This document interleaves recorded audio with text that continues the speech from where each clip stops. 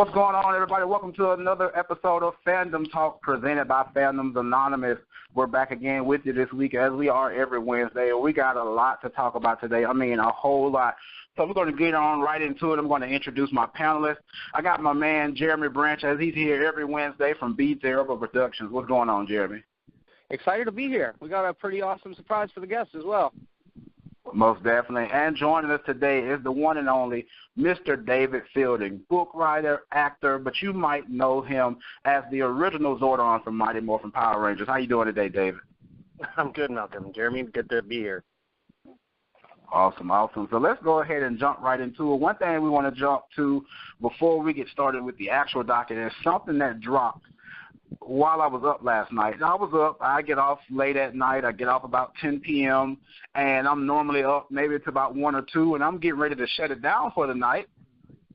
And I see something on the Marvel page, and I'm seeing it scrolling up my timeline. I was like, I've seen this before. But I noticed how long it had been since it had been posted. So Marvel snuck a new Spider-Man Homecoming trailer on the interwebs last night. And I thought it was an amazing trailer. Now, about a week and a half ago in Fandom Talk, I talked about how I really wasn't anticipating this movie because it felt kind of Sony-ish. It felt too much Sony, not enough Marvel Cinematic Universe. But this trailer right here gave me that Marvel Cinematic Universe feel that I was looking for and that I wanted. And we have to remember that this is a conjoined movie, between the two companies. So, David, what's your thoughts on the new Spider-Man Homecoming trailer? Well, to be honest, I was avoiding it because I didn't want to watch any more of it. But because you posted it on the docket, the things that we were going to talk about today, I went ahead and watched it, and then the international cut of the trailer after that. And I don't like watching like what they call like the third or final trailers because I think they give away a lot of stuff that I would much rather see when I'm sitting in the seat in the theater. And that's the case with these two trailers.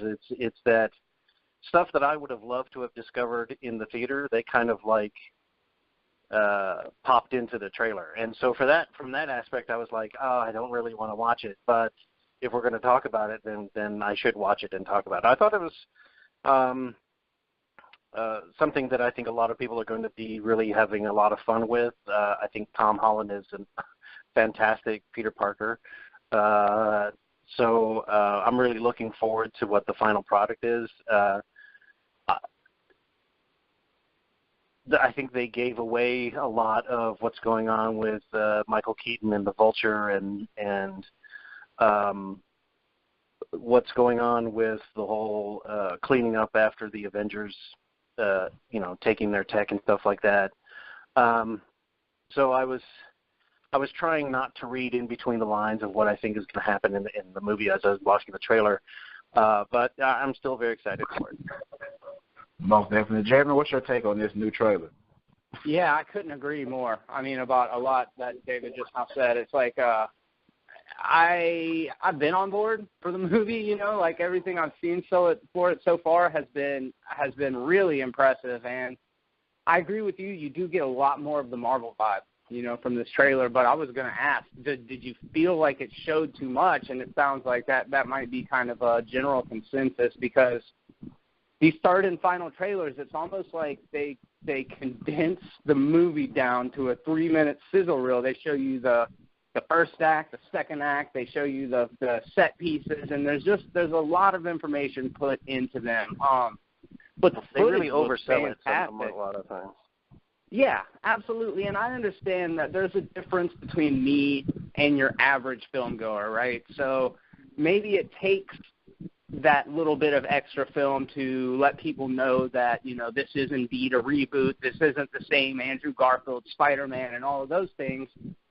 But there is a lot of the movie that I would have liked to see, in the theater. And I was a little concerned, and maybe I'm alone on this. I know Peter Parker's a smartass, right? But I felt like maybe his quips were getting a little too densely packed into that one particular action scene with the Avengers bank robbers. Now, I don't know that that's going to be an issue, but that's something that kind of was like, it didn't concern me, but there were parts of The Amazing Spider-Man 2 that I felt like they just went they just dove into that a little more than I thought they should have. So I'm looking for a balance. I do want him to have his great trademark quips, but I don't want it to come off too jokey, you know. But if they can balance those elements of, like, Peter Parker still managed to keep his quick wits about him even in these dire situations, then it could work really well. But, yeah, I've been sold. This trailer, you know, has me excited about the film, so I'm ready to see it at this point. I think for me, one thing that I could have done away, like David said, with a lot of the Vulture stuff, like you both said, one thing I really could have done away with in that trailer was showing me the suit schematics at the beginning. Like, I could have really I really could have did away with that.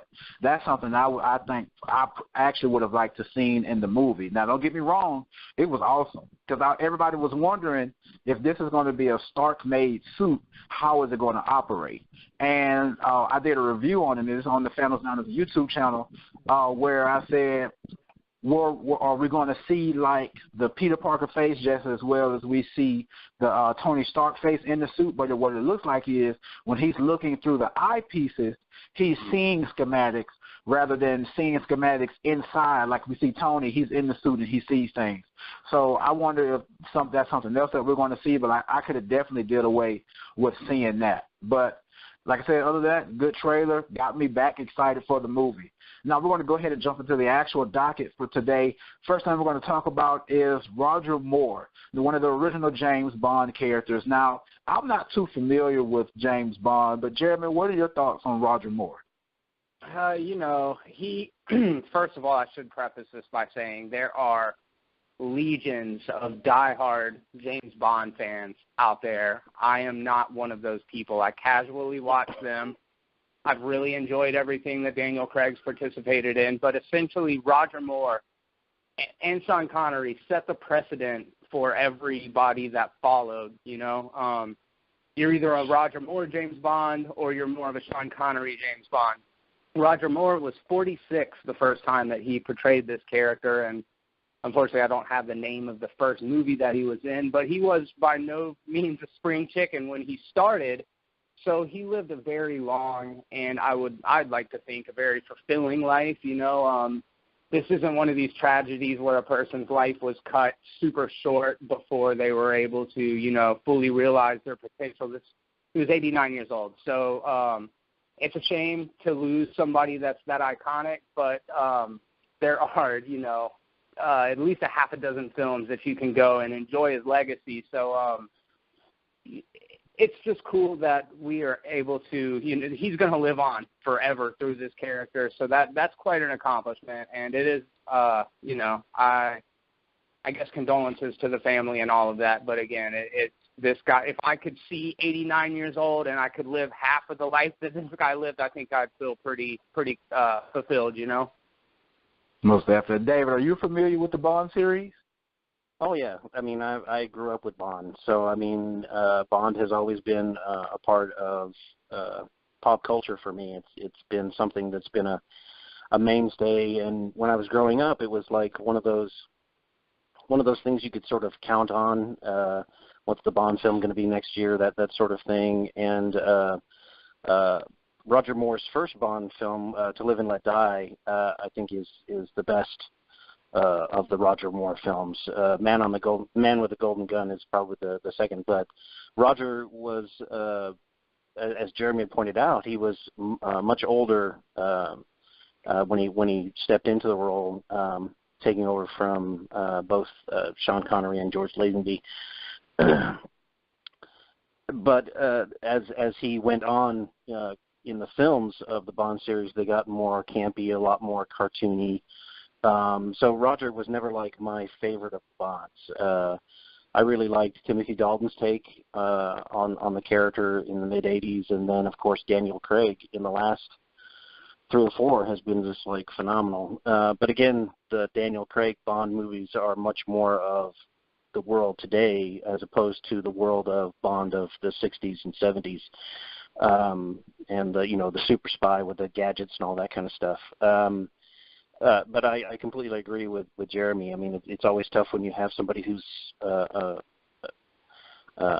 so iconic and so associated with the role. It's tough when you lose him. But again, as I agree with Jeremy, you know, the man lived until he was nearly 90 and had like an amazing life, and it would be great to live half of what he did. And that, you know, that's about it though. I mean, it's tough. And it really is. So again, like Jeremy said, condolences to the Moore family. Roger Moore lived a very great life. One other thing that we're going to jump on to is some news we got from the DC count.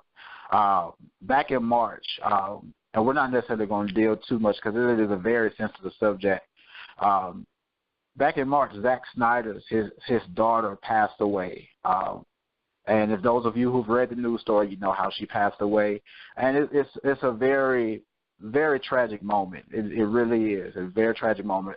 And he's stepping down as of this point now from Justice League in order to be with his family in their time of grief. And I want to bring something up that Kevin said. And Kevin, shout out to Kevin Garlington with Hubster Photography out there in the Bay Area. He's not able to be with us on today's show, but we were talking yesterday. And one thing that Kevin said is that he definitely respects this film. I want to make sure that his point got in there. He definitely respects this film. He respects that even if Justice League is not good, he respects it to the level where the fact that Zack Snyder was continuing to work, even going through this tragic time that his family is having. Inside of that, what's going on now is Joss Whedon is going to pick up the reins and continue with the reshoots and the script writing and for all post-production activities that they're doing with the Justice League movie. Jeremy, what's your take on this news from the DC count? First of all, again, let me preface this by saying I don't know what it's like to have kids. I don't have any of my own, so I cannot even begin to put myself in the situation that family must be going through. Her name was Autumn Snyder. She was 20 years old when she passed away. She was an author. She was a philanthropist. She was one of the founders of the Elizabeth House, also known as Family Hope, which is a nonprofit organization that sheltered homeless and pregnant women and their children. So although she may not be a household name or may not have the kind of name recognition as a Zack Snyder or something like that, she was making her own contributions to society separate from the world of Hollywood. And as somebody who is a movie pundit and somebody who is so immersed in this culture, I think it's important to realize that the takeaway from this story is more that we all have family, and dealing with loss is a tough thing to do. And I just don't want to bury the lead, and I understand that there are implications that this is going to have moving forward in the DCEU. I think Joss Whedon's a fantastic fit, to step in and take the reins. If anybody's got the experience, he's the guy that does. But I just wanted to, again, condolences to the family. It's amazing that they were able to not only keep it under wraps as well as they were, but I also want to commend a lot of the news outlets that obviously could have ran with this story. There are so many like Hollywood Reporter or any of these news outlets that did have that information, and they didn't make a big thing out of it. We know when Donald Glover's on the set of Spider-Man Homecoming, yet they were able to keep this so close to the chest. And, I can't imagine what it's like if he did make the decision to bury himself in his work and kind of try to deal with his grief that way. I would have understood. However, he does have other children. He does have a wife, and I think that that's the most important thing. It almost, as far as perspective goes, we're talking about billion-dollar movies, but then we're also just talking about the value of life, and you can't really weigh out one against the other. And I've notoriously bagged on Zack Snyder as a director. I'm not the only one, and I can't say that anything personal will change my feelings about his body of work. But like Kevin said, I do have a lot of respect for somebody that was able to still work it in, still get up every day and try to make something out of this. So, yeah, it's just real sad. It's real sad. But I do think that it's in good hands with Joss Whedon. So that's kind of my thoughts on it.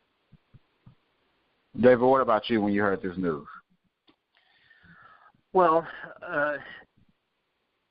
very much along the same lines of what Jeremy just said. I mean, it's always tough to deal with the death of a family member or the death of a child. I mean, that's something that I won't have any experience with, not having any children of my own. So I can't really identify with what the depth of that is. But speaking, as to, the circumstances of what occurred, I mean, we also lost Chris Cornell in similar circumstances. And yes.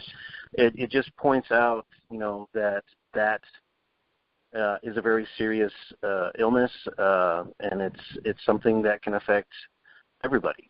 And you're never really sure what somebody is going through or what the depths of their journey is doing to them, and so when we hear about these high profile events like this, it's a wake up call for a lot of people to pay attention to little signs and little things that may not strike you as something as odd, but then when you think about it, you start to realize that maybe this person is reaching out, maybe they're it's a cry for help. So I mean, and you would think that somebody who has achieved a great deal of success or is involved in a lot of community projects and stuff like that would have a lot of reasons, to keep going. I mean, it just speaks to how awful it can be at moments for these people, and sometimes just overwhelms them. So I mean, it's very tragic, and again, my heart goes out to these people, and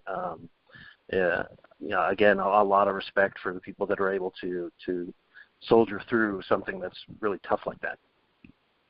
I think that's very, very well said. Couldn't agree more. And, a lot of people always say money doesn't buy happiness, but it's a hell of a down payment. And it's like, I think those people don't understand the affliction of mental illness, the affliction of depression, bipolar disorder, any number of different things that people struggle with, that exterior factors can only change those internal feelings to an extent. But we do see, like you said with Chris Cornell, there are some times when Robin Williams, when even the success and the celebrity and the adulation of millions of people around the world, they don't fill that void. So hopefully, again, like David said, it will raise awareness. It'll make people be mindful of those kind of things moving forward.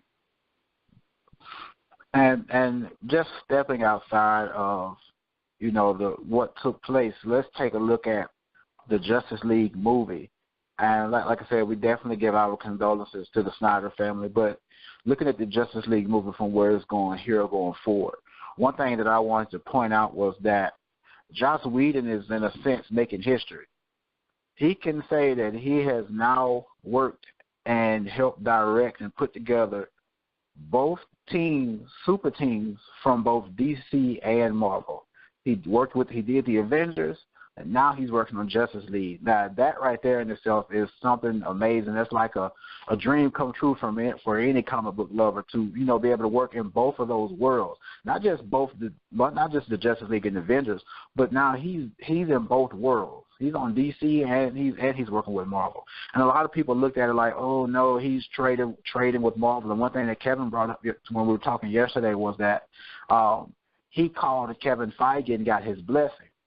Now, he didn't have to, because at the same time, he's an adult. He can make his own decisions about how he wants to work. But like the point Kevin mentioned was that shows you that when it comes to the executive, there is no DC versus Marvel hate or anything. There's a line of respect, and that's something that you have to have in that industry. And that's something that, to me, that really, really stood out to me. Now, DC doesn't always have it together. So one of the next thing that we're going to talk about is something that we probably saw coming, was that Ben Affleck is not necessarily guaranteed for the Batman movie. Now, we know Ben Affleck has been having some of his own personal issues, and I'm definitely dislike how Ben Affleck, in a sense, was forced to step down from, being part of the writing and directing for the Batman movie. I said it a long time ago when they first announced that Ben Affleck was going to be Batman. I said, everybody said, oh, no, this is horrible, this is worse than ever. I said, no. Ben Affleck is a great American actor. That's the phrase that I use. Number one, this man has Oscars. Number one, this man has acting ability. He's a writer. He can do it all. So when I saw him in Batman v Superman, he was the best part of the movie to me, hands down. David, what are your thoughts on the fact that Ben Affleck might not be guaranteed to be in the Batman? Let's see. I think it's a shame. I mean, one of the things that has been a success for Marvel is the consistency, the continuity that they have, that the actors that they choose, we see them again and again. I mean, there's a through line that we can follow. And for DC, they've stumbled a lot. And so I was very excited when they announced that Ben Affleck was going to have a solo Batman film, and I thought that would be, that's awesome. That would give us a much more chance to explore what his take on the Batman is, because it was a much darker version than we had seen before, and I agree. I think he was one of the best parts of B versus S, and it's a shame that they don't try to keep up with the continuity of that. If they're going to replace him, because if we get Ben Affleck in B versus S and then in Justice League and then Batman is replaced, after that, it's going to kind of like hit a big speed bump, at least in my mind, and then the audience is going to have to readjust to the new look, the new take, and again, it's sort of like going back to square one. You're like, okay, now we've got all these other issues we've got to work out. But making films is tough. It's a business, and I was thinking about this when you were talking about Whedon calling up Kevin Feige and saying, "Is it okay if I do this?" or getting his blessing to do that. And I mean, the making of movies is a very, very, very long, arduous process. It's not an easy job. It takes a lot of your time. You spend 2 or 3 years working on the same thing. I mean, you run into the same things that other people might run into at an office job. It gets dull. It gets boring. There's a lot of tedious things that go into making these awesome pieces of entertainment. So whenever I bag on a film or something like that, I'm always trying to take that into consideration, that, a lot of people put in a lot of time and a lot of heart into putting this, thing up on the screen. So on one hand, it's like, how can you sit there in the seat and tear it apart when you weren't there? You didn't you didn't bleed for it. You didn't sweat for it. So, I mean, I would have hoped that they would have tried to work something out, because I think Ben Affleck behind the camera of a Batman film, we could have seen something really, really unique, but I don't think we're going to see that now. That's kind of oh man, that would have been nice kind of thing, but we'll see what happens.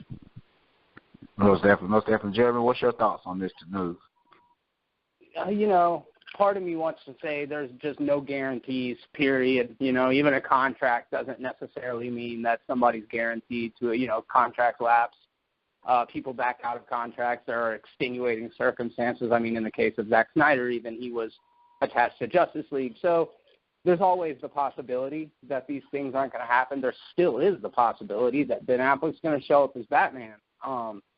But I think about when this Matt Reeves transition took place, that Deathstroke was already cast. Joe Manganiello was going to play Deathstroke. We got camera tests or, a little bit of footage to see how he moves in the suit and all of that, and it was posted out to social media. Everybody was getting excited. The buzz was building, and that's one of the things, and we've talked about it before, DC and Warner Brothers they just are messing up like that, because they announce things so far out, and then when they have to course correct or they have to make adjustments, it makes them look like they don't have it together, which, it may or may not be the case. I can't really speak to that, but it creates an environment where people are always questioning, is this actually going to materialize? Is this something tangible? The Rock has been cast as Black Adam for 16 years, 18 years? I don't know. It's been a minute.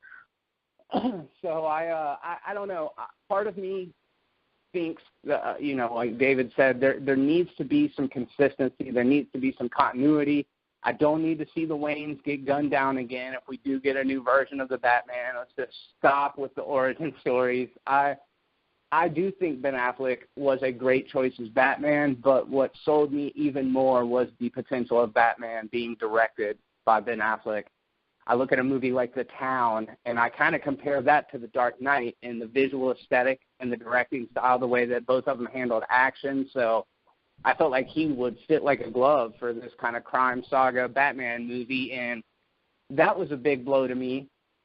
However, on the flip side of that, Matt Reeves is no joke either. That guy makes some really good movies, and I'm very excited about the new Planet of the Apes, like we've talked about before. So I have confidence in Matt Reeves. I have, after the word of Wonder Woman, I have a little bit more confidence in what they're doing over there. But before we move on my point, I do want to just, David brings up a really good point about being a critic. Being a critic is the easiest thing in the world, to sit there and look at artwork, look at, things that people did, put blood, sweat, and tears into, and say, this part wasn't as strong as it should have been, or the characters weren't developed as much as they should be, not even taking into account everything that goes into a production. So I think that's something that everybody should consider. And I'm not saying it should change your opinion or make you go soft on movies, but just to understand that nobody sets out to make a crummy movie. The reason why movies are made is because these people, they have a connection to the characters. They love, they went into film school because they wanted to make movies. So I do think that we just need to appreciate the movies that come out that are good even more, because, even the worst movies out there, it took a whole group of passionate people to make that thing happen. So I did want to just kind of address that and say it's a lot easier to criticize than it is to make art. If you are going to do that and be a critic, at least go and get as much experience as you can in the industry, even if you're just holding a boom mic on a movie set. Do something so that you can understand and appreciate the inner workings that goes into it, because it'll change people's perspective, I think. Yeah, and criticism itself is a skill. I mean, it's something you need to learn, how to do, because people like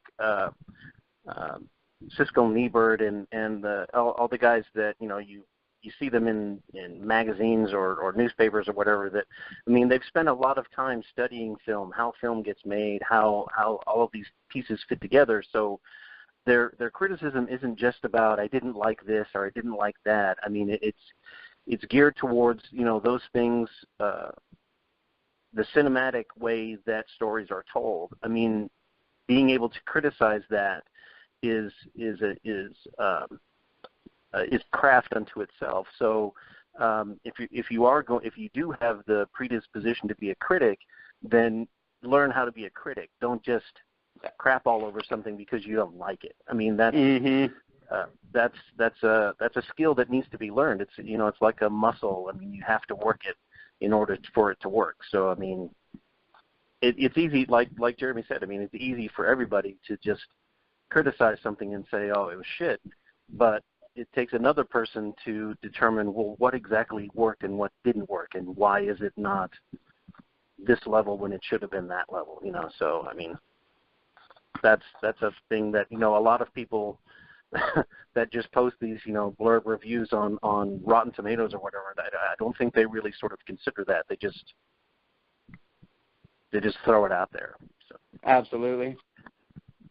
And one of the things I want to touch on what you said, David, was how it would have been amazing to see what was going to be done behind the camera from the eyes of Ben Affleck. Like I said, I feel like it would have been, I mean, of course the movie's still going to come out. We're going to see it, whether Ben Affleck is Batman or not.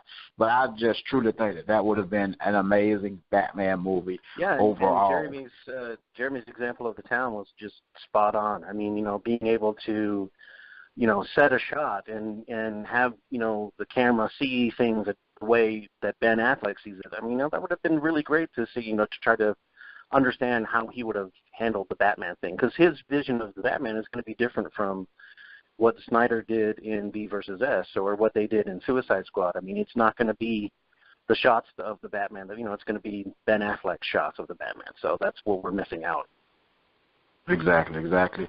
And before we move forward, we're going to let Jeremy go ahead and let us know what's going on with the weekend box office. Normally we do a full discussion, but because we got so many other topics to jump on, Jeremy's just going to relay those numbers to us so we can see what's going on in movies. Take it away, Jeremy. All right. Caught me with my pants down. Let's see. Weekend box office. All right. Number 5, I'll be darned, King Arthur, Legend of the Sword by Warner Brothers. Brought in $7 million, so that's good. Snatched hanging in at number 4 with about $7 million as well. Number 3, Everything. Don't even know what that is, but it made $11,727,000. So another Warner Brothers property, so they're doing pretty good this weekend. Guardians of the Galaxy, of course, at number 2, raking in another about $35 million, which is pretty fantastic. And then number 1, very happy to see this, Alien Covenant did end up indeed dethroning Guardians of the Galaxy like we had speculated about last week. I am a bad movie fan, and I was in Hattiesburg last weekend, so I'm not going to be seeing Alien Covenant till 7 o'clock tomorrow night, but I just can't wait to check it out. Again, with the critics, it's been kind of a mixed bag as far as the reviews go for that one. But as somebody who is such a fan of the franchise, well, somebody who's such a big fan of the first 3 Alien movies, even the Fincher one, I'm real excited to see the kind of return to form following Prometheus. Most definitely. And if I'm not mistaken, you said Alien was $36 million, and then Guardians was how much? 34. They're literally within about $1.5 million of each other. Wow, that definitely says a lot. Like I said, I've never really gotten into the Alien movies, and I really thought this movie was just going to not cross $100 million, but kind of do a little bit better than I thought it was. To see that Guardians was still pushing, right behind it, and the thing about it is. And we're going to go ahead and get moving on. But if Wonder Woman wasn't coming out next weekend, I think Guardians would have took back the number 1 spot next week. Yeah, I could absolutely see that. Most definitely.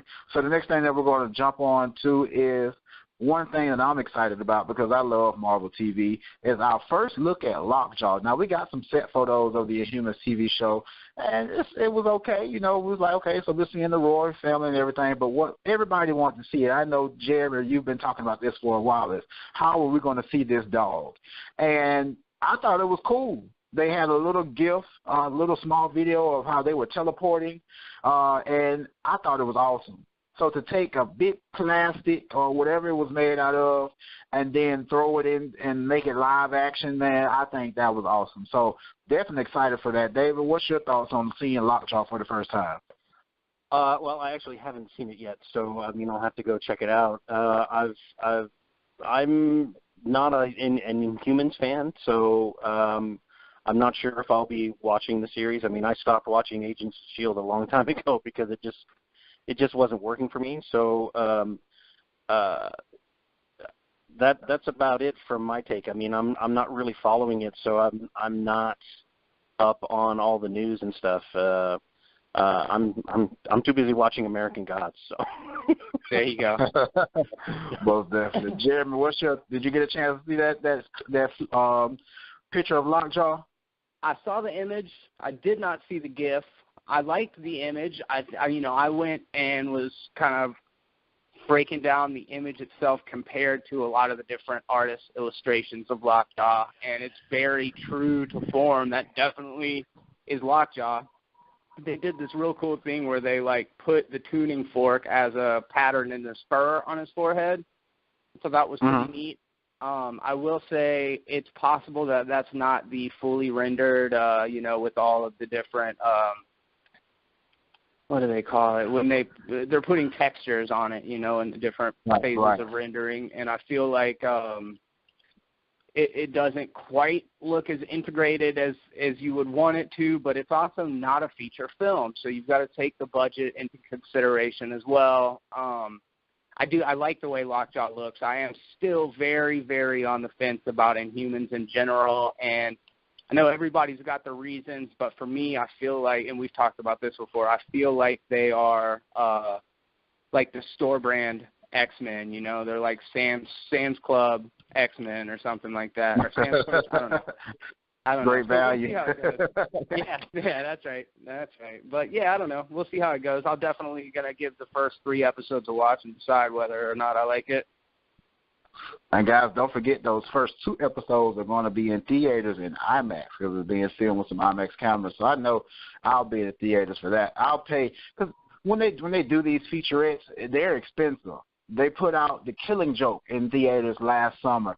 They wanted $22, and I really wasn't that enthused about it, so I definitely didn't spend that $22 to go see The Killing Joke in theaters when I found it online the same night. you know, yeah. So it's just a different ball game, you know, with things like that. So guys, definitely don't forget that those first 2 episodes are going to be dropping in IMAX in September. One of the other things that we want to jump on today is some other big news coming from the Sony camp. Now, we know that Sony has stated that they want to do an R-rated Venom film. Of course, everybody had their qualms about it, especially me, because it was like, Sony, you haven't given us a good Venom before. You've barely been giving us good Spider-Man movies, and now you want to do an R-rated Venom that's not connected to the MCU. Until they made this announcement. They announced that Tom Hardy is going to be playing Venom. Now, I did want Tom Hardy to play Wolverine. I wanted him to go move forward with that. That's not saying that he still can't, because right now we're in the age where we're getting actors who are cross-referencing in different movies, and they're still in the parts. Now, we're not talking about they were like a Chris Evans ordeal where he was the Human Torch back in Fantastic Four in the early 2000s, and now he's Captain America. No, we're getting into the age in these days where people are characters simultaneously while these universes are still going and building. For an example, Josh Brolin. Josh Brolin is going to be, he's already Thanos, but that's out of motion capture, and he's going to be playing Cable in Deadpool. So we're getting Tom Hardy playing Venom. And I'm definitely excited for that. It definitely piqued my interest when it comes to what they're trying to do with this R-rated movie. Jeremy, what's your take on this casting of Tom Hardy playing Venom in the R-rated movie for Sony? I don't know. First of all, I grew up in the 90s, or I was a teenager in the 90s, so Venom is like, I know that like Golden Age comic fans don't feel the same way, and that's fine. But I think Venom is a legitimate, awesome Spider-Man villain. I really liked the fact that he was kind of the yang to Spider-Man's yin. I also kind of like that he felt very much like a xenomorph a lot of times. He had the long tongue and the drool coming off of it and the sharp teeth. It definitely had a slightly alien vibe to it. Obviously, Venom's an alien. But so Tom Hardy, fantastic actor. Maybe one of the top 10, literally one of the top 10 actors working today in movies, which is at least that I know of. You know, he's way up there. Anyways, loved pretty much everything he's been in. I just don't know, like we've talked about before, how do you make Venom work without Spider-Man? And then if the plan is to hold on to him and wait until later, Eddie Brock can't be 25 or 30 years older than Peter Parker, can he?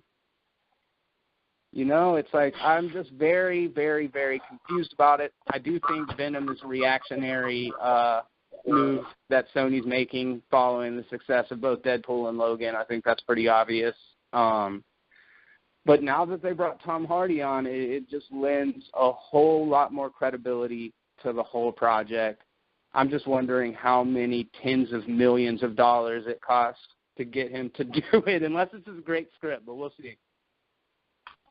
Well, definitely. David, what's your take on Tom Hardy's casting as Venom? Well, I mean, casting Tom Hardy in anything is going to elevate your project because the man's got a lot of cred. He's obviously got a lot of really great talent, so that's going to work in their favor. I'm probably the wrong person to ask as far as creating movies around villains. I think I'm a bit old-fashioned when it comes to that kind of thing, because I'm not on board with it. I don't think we should glorify villains, but I mean that's a whole other different conversation. I mean that's for a different time. That's an interesting take, though. As far as the character of Venom, I mean, I'm not sure you can sustain him over 2 hours of film simply because. And I think, you know, and again, this is just my take. I mean, it's one of those things where the R rating could backfire on you. You look at the old Michael J. White Spawn movie, and it's kind of that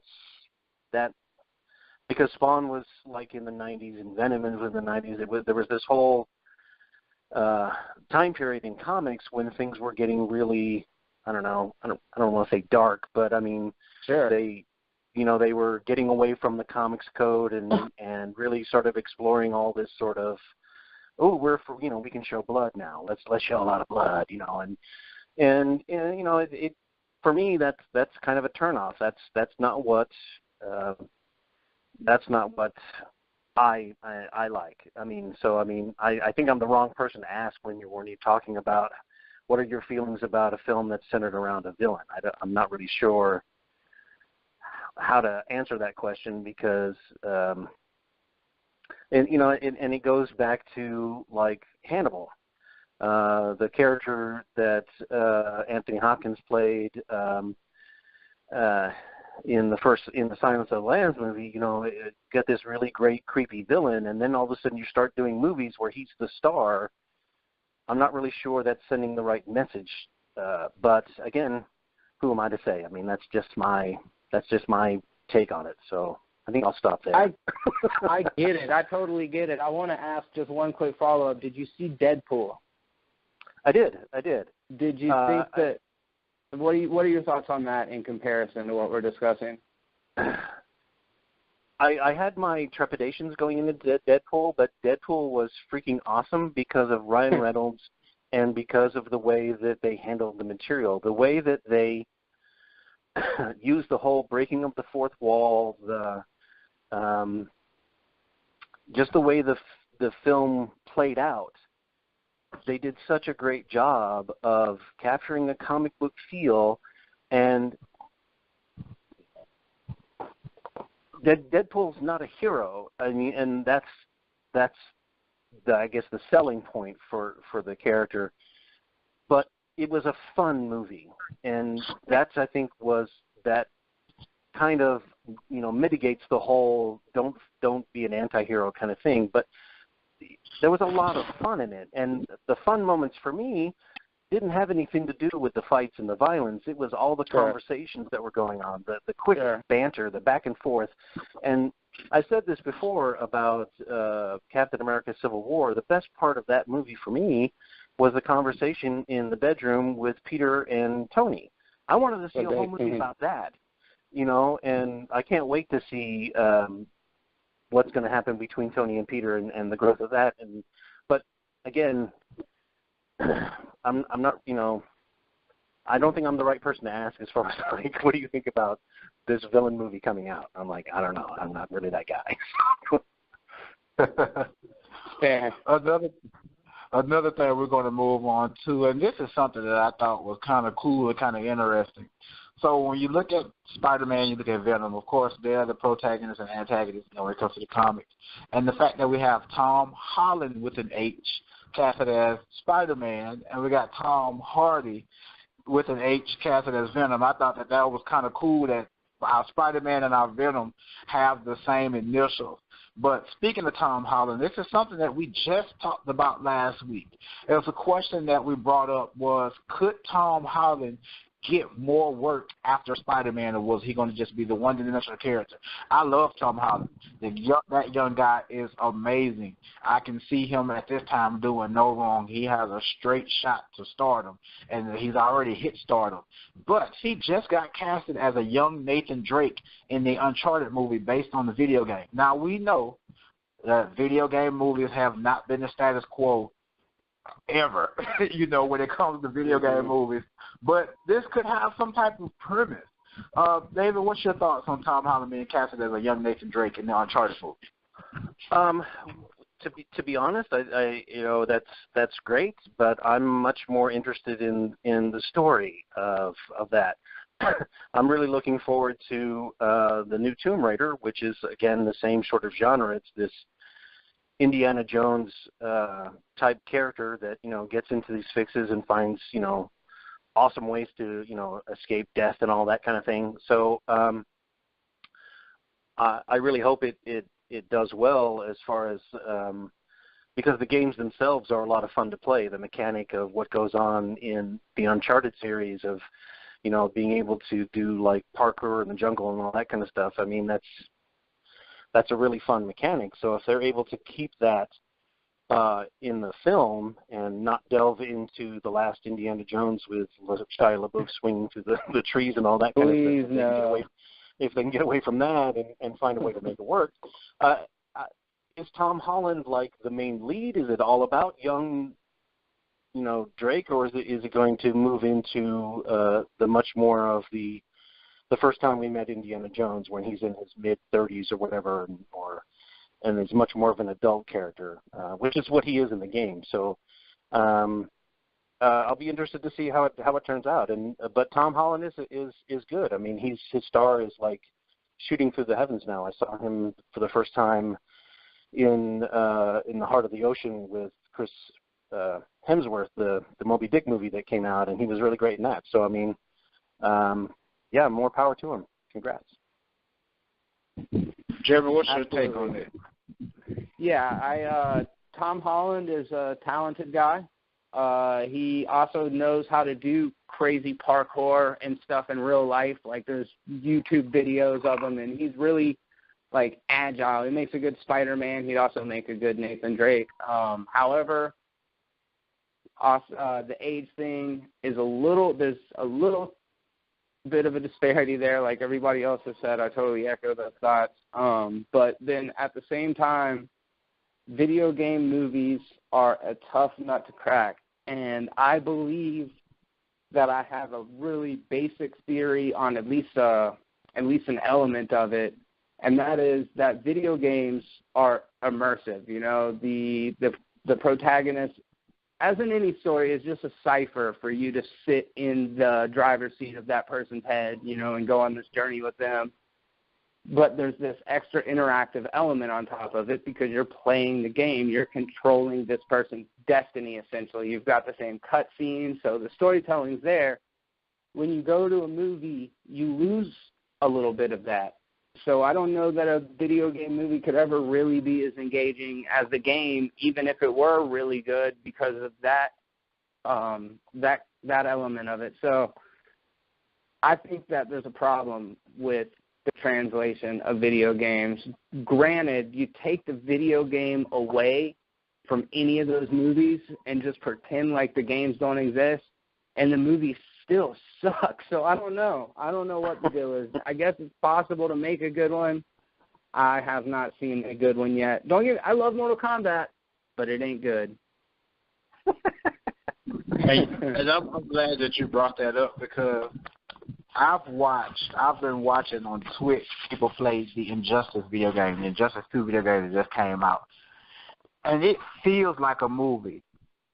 And and this is just being honest, I should not enjoy watching video game play more than a big budget movie.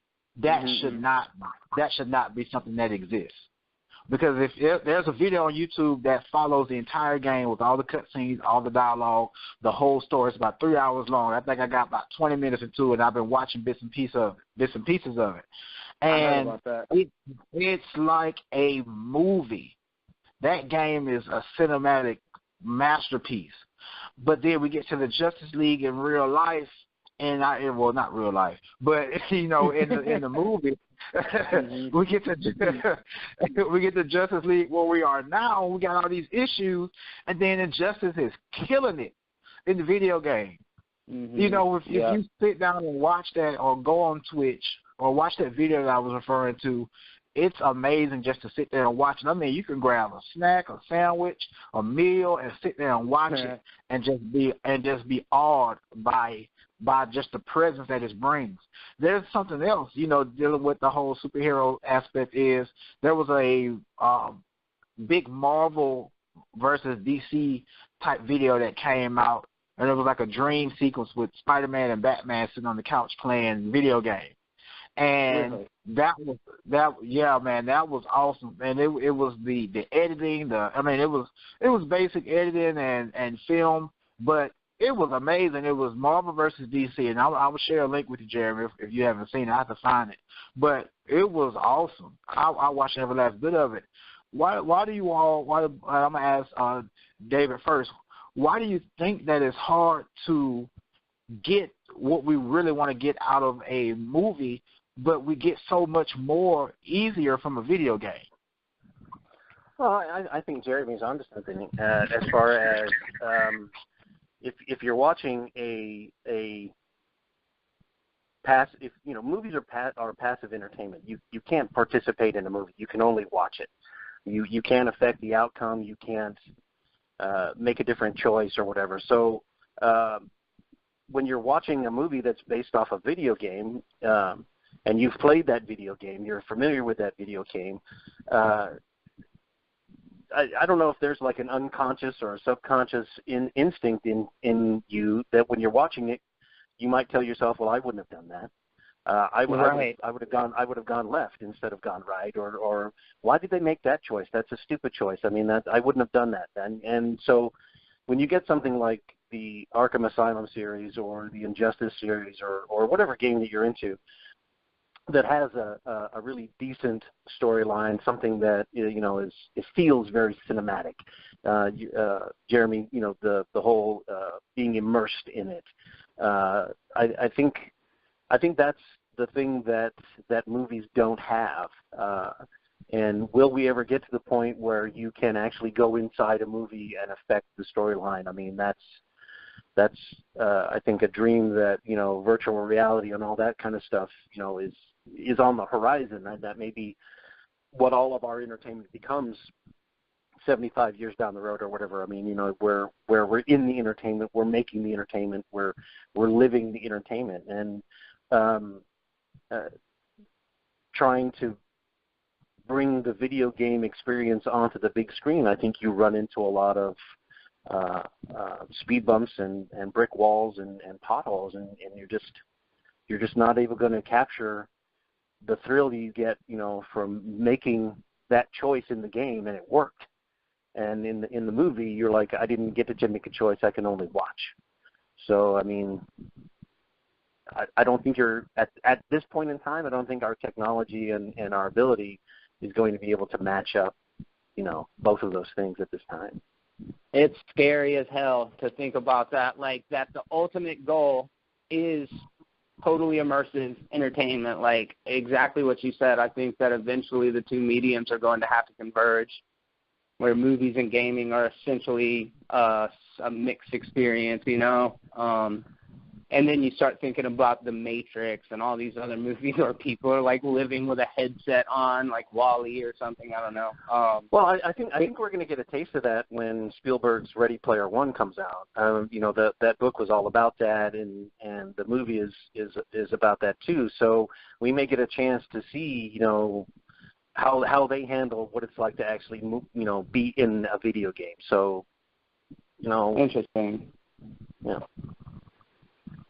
Most definitely. Like I said, it's something I've always wondered. I've definitely always wondered why is that. And, with one of the main reasons with video games, they get a long time to make and construct and put the video game together. It's been a minute since the first Injustice game came out. I remember when the first time I played the first one. But I'm going to switch up our docket today because there was one topic that was coming up that I'm really excited about. But because I know we're going to really get into a good conversation about it, I want to move one up. And it's the fact that Arnold Schwarzenegger is scheduled to be in the new Terminator reboot by James Cameron. Terminator. We've gotten a lot of different Terminator movies over the years. I can't remember the last one that I saw in theaters. I think it was the one that came out maybe in the early 2000s. Other than that, I really didn't keep up with the whole Terminator series. Jeremy, what's your take on this, on Arnold Schwarzenegger coming into this? Stop it. I'm tired of it, man. Just cash out, Arnold. We're done. Like, the first two Terminator movies are pure cinematic joy. Like, they're just amazing, amazing movies. The first one's more of a horror movie. The second one's more of, like, this sci-fi epic. You know, they're just these so intelligent, so well done. Arnold was tailor-made for the part. He had the physique and, you know, the physicality. He was already that role, you know, so it, like, worked out fantastic, you know, and I think part 3 was when we saw the decline of the franchise. I didn't particularly like number 3. Salvation came out, and they tried to do something different with it, but it was another John Connor story that tweaked the timeline yet again. It started getting so convoluted, you know, and then the last Terminator movie, I saw it in the theaters. It had Arnold Schwarzenegger in the trailer, and James Cameron endorsed it. So I was like, man, they really got it together. This is going to be the true successor to Terminator 2. And I went in there, and I hated it. It, again, same thing, convoluted the storyline, confused you more, had other actors playing the same roles, Sarah Connor, John Connor, or, yeah, different timelines, you know, none of it added up. So I don't care. Like, that was the highest endorsement you could get, was that James Cameron was endorsing the last movie. Well, now that that's lost all credibility, there's nothing that's going to make me think that this is going to be a good movie. How is the T-1000 or the T-500 or what? Yeah, that's what he is, the T-500. Is that right, or the T-800? I think it's the T-800. Anyways, whichever one he is, why is he so old? What is the explanation of making a robot so old? I don't understand.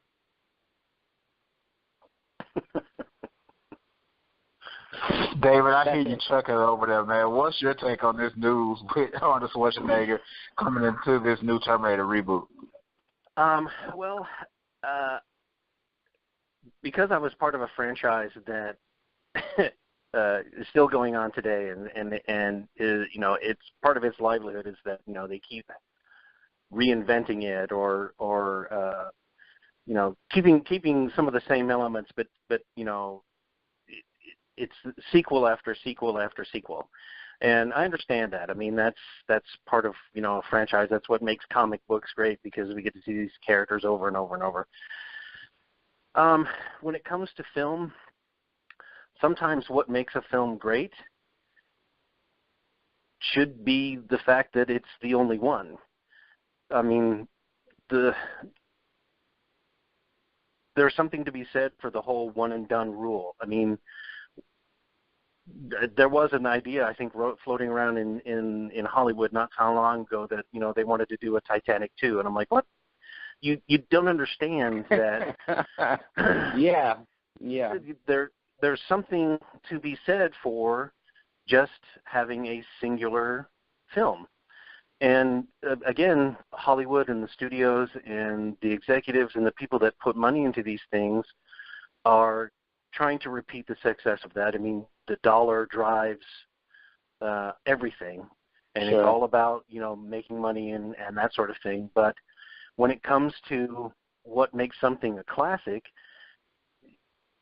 don't try to reinvent the wheel. I mean, I don't think we need another Terminator film. I don't think we need another Alien film. I mean, we've done those. They're great.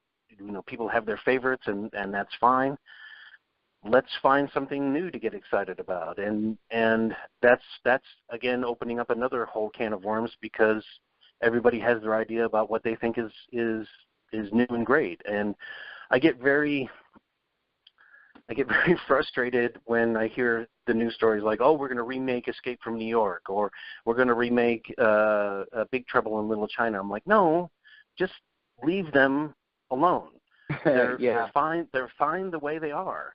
you're making, the studios get money off DVD sales. I'm sorry you're not making $36 million every year from the same film, but when it comes to a brand or something like that, I mean, from an audience standpoint, it's like sometimes it's just better when it's just one. And that's just my take on it. So I don't have a feeling one way or another about Arnie being in the next Terminator film, because I'm going to look at it like, it's a Terminator film. What's going to happen is, Terminator's going to try to kill mankind. At the end, mankind's going to win. That's the story. That's all that's going to happen. Yeah, that's really well said. That's a fantastic point. And I think that it's kind of a symptom of the entire industry that we are, and I think me and Malcolm are going to have a conversation about this here soon, but we are living in an era where selling nostalgia is the most reliable source of making a profit. It's real easy to tap into that part of, a simpler time, remember things fondly from when you're a kid. Go ahead. Yeah, I mean, you brought up something earlier in a conversation earlier in the podcast. It's so much easier to destroy than it is to create. And trying to create something, people put their blood, sweat, and tears into it, and when you're just doing the same blood and sweat and tears over and over, after a while, there's no flavor to it. Yeah, absolutely, and when you say that about the new Alien movie, that's totally fair, and I think that's where a lot of the division comes up from. Is there's just a fatigue of everything just being borrowed from something that came before. But at the same time, I love the new Star Wars movie, so I can't really complain too much. One thing that you guys both said, one thing that David said was you like the one and done factor, and some movies have pushed forward with sequels. Like we got Kingsman, and we're getting Kingsman: The Golden Circle that's coming out later on this year. But one movie that did a one and done, and even though I would love to see another part, and I feel like they did the right choice, but you never know in this day and age, stuff can come back. Before I get to my point, speaking of stuff coming back, the fact that they're bringing Roseanne back, and apparently Dan is alive now after he died at the end of the show, way back when. But one movie that was a one and done, and like I said, I wanted something else from it, is Wanted. Wanted had an awesome universe, but they did a one and done, and I think it should stay one and done. What do you think about that, Dave? What do you think about Wanted? Well, considering that Wanted, the movie, is different from the Wanted comic graphic novels that it was based on, I agree. I mean, what Timur did with the cinematography and what Nick did with the stunts in that movie, and they really made a very unique universe. And there are a number of stories that you could tell. I mean, how did the League of the Assassins get started? Blah blah blah blah blah. But what makes it great for us is that all we get is that taste. And then, then we just talk amongst ourselves about, what if, and just have to live with the fact that we're only going to have one, and that's what makes it fun. That's what makes it good. Jerry, what's your thought about Wanted going one and done? Man, I think leaving somebody wanting rather than leaving somebody like tired of you is probably better. Like, I feel like exactly what David was just saying has a little bit of value. Like the idea that you can think about the potential, you could think about the possibility of what it could be, and that is enough. It's like, man, where would this story have gone? And just having that spark of like, thinking about it. And when you see movies a lot of times after you've seen the original, there's already a built-in expectation, obviously, and you can't recapture the feeling of seeing something for the first time. So sequels are hard, and Wanted was a good movie. I like that you bring up that the stunts were good, and I do agree, Malcolm, if there's one, not if there's one, but that's one that I can think of that definitely would have been fun to explore. But I think about like Kick-Ass. Like, Kick-Ass was a fun movie. I enjoyed it. It was nice and subversive and weird enough for me to be into it. And then when Kick-Ass 2 came out, I just wasn't into it. You know, it had lost its potency. All the violence just kind of seemed redundant and reductive. At that point, it was just like there seemed to be an arc in the character, and he wouldn't go back to crime fighting, you know? Like, that's just ridiculous. The graphic novel is totally not that way. But anyways, yeah, I don't know. I think I really liked one, and the bending bullets thing was dope. Most definitely. So we're going to jump on to our last topic, and it's definitely something I've definitely been waiting to talk about. Now, I'm not a big horror movie fan. I could do some I definitely not going to deal with. You'll never get me to watch anything as far as Blair Witch Project is concerned, nor a Saw movie. But we're getting The Mummy that's coming out up not too far from now. And what they decided to do, and what we were hearing the rumors with that, this was going to be a monsters universe. So we got one of the hottest photos that I have ever seen when it came to making an announcement for something. They have announced what they're going to be doing and what they're going to call it. They're going to call it the Dark Universe. So we're going to get a plethora of different movies dealing with different characters.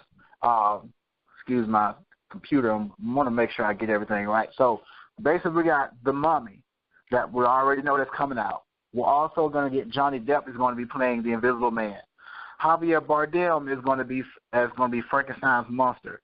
And also Tom Cruise will be coming back. Russell Crowe, of course, will be playing Dr. Jekyll. And Sophia Boutella is already the Mummy. And this is going to be the big universe that they're going to do. And I'm so excited about this. Bride of Frankenstein is supposed to be dropping February 14, 2019. That's kind of coincident that it's going to be on Valentine's Day.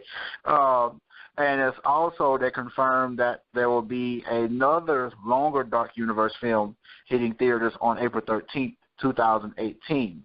So there's no telling what that's going to be. I'm excited for this franchise. I mean, when I saw that photo and saw all of those heavy hitters in that one photo, and like I said, Sophia Boutella is definitely on the rise to stardom. Definitely loved her in Kingsman. I'm excited for this universe that they're going to give us. David, what's your thoughts on the Dark Universe? Well, I have a question, first of all. Is the Joe Dante Benicio del Toro Wolfman, is that part of that, or are they going to? No, it's not. Okay, no, so they're going not. to have. Are they going to bring a werewolf into it? Because the trailer that I saw for the trailer that I saw from the Dark Universe that referenced all the black and white films from the 30s and 40s. With Lon Chaney was in there as the Wolfman. So I'm wondering, because the Wolfman is close and dear to my heart, I hope that they are thinking about bringing a Wolfman in. And if they do bring a Wolfman in, let's bring a Wolfman in. Let's get away from the underworld, lichen, vampire BS that's going on with that. Forget all that stuff. Let's have ourselves a traditional Wolfman. I really liked the Joe Dante, Benicio del Toro Wolfman that was out, I guess, 5 or 6 years ago now. I really like that. So if they manage to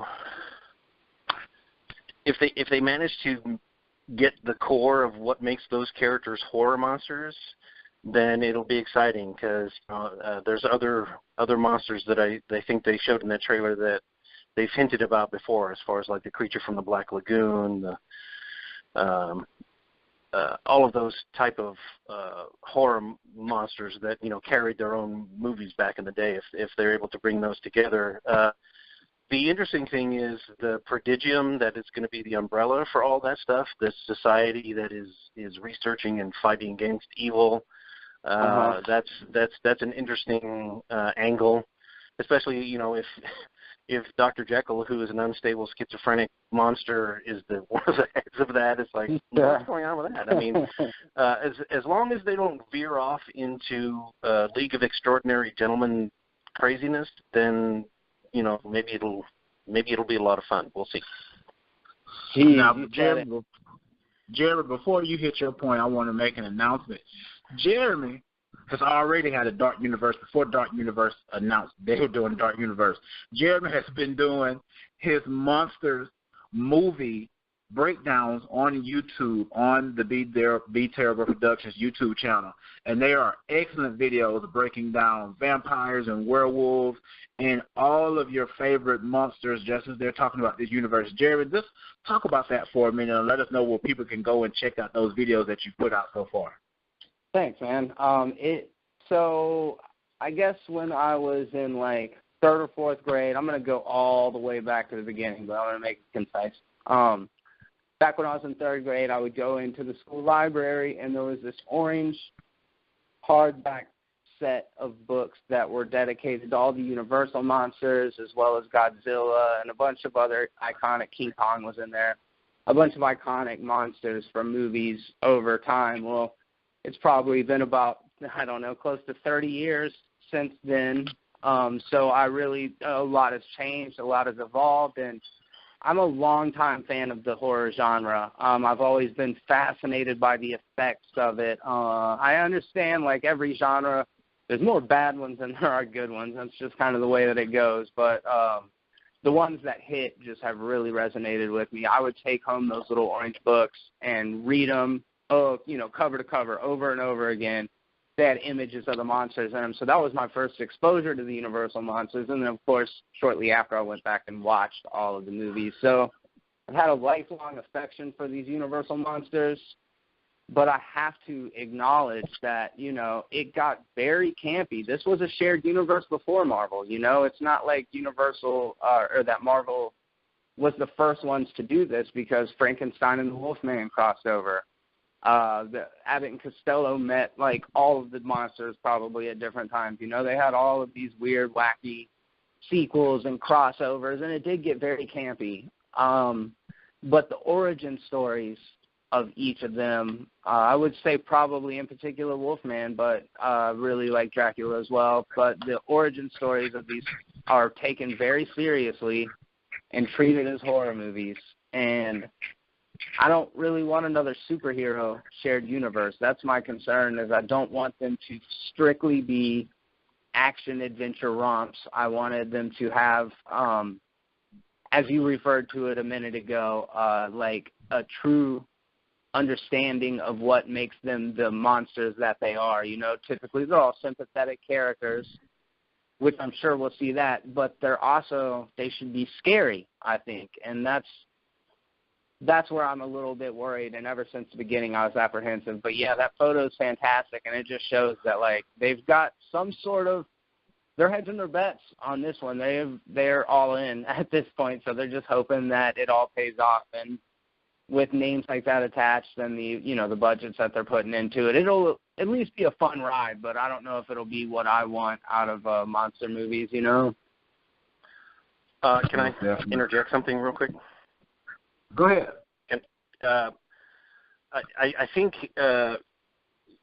what Jeremy hits on and what I'm talking about is that they really need to understand what horror is, because in today's day and age, something that's labeled a horror movie, I think falls much more into like the slasher kind of genre.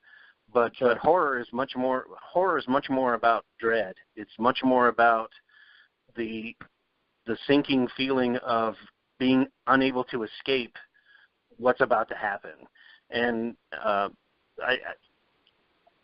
hope they get that. I hope they get the dread of it rather than just the shock and awe of a slasher film. I hope that's absolutely. Go. Now, Jeremy, where can we find these movie monsters videos that you've been working on? Oh, you can find them on Be Terrible on YouTube or BeTerrible.com. And yeah, I've got 4 in the shoot right now.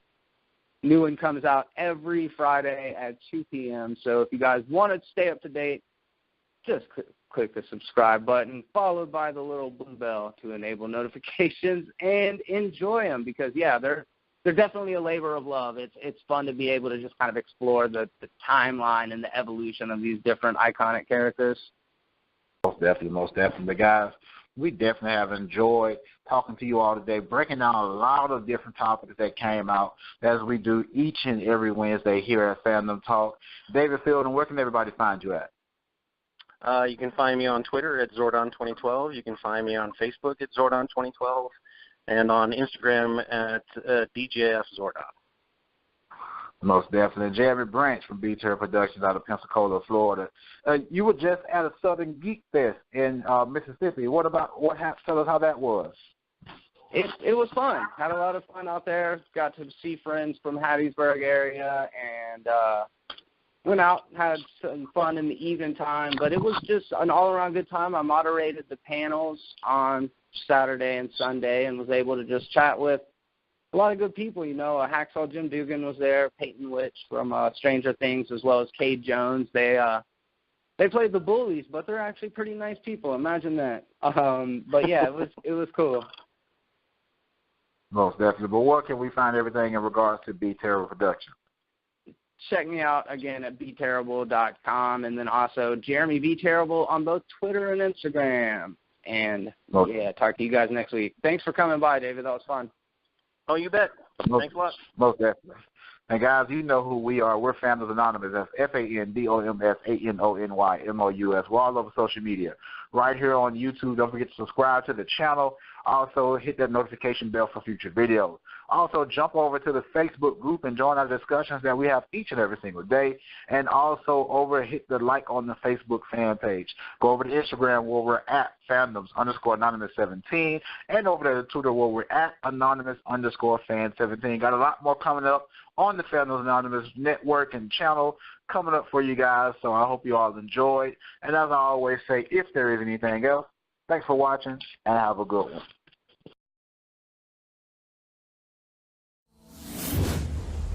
Fandoms Anonymous.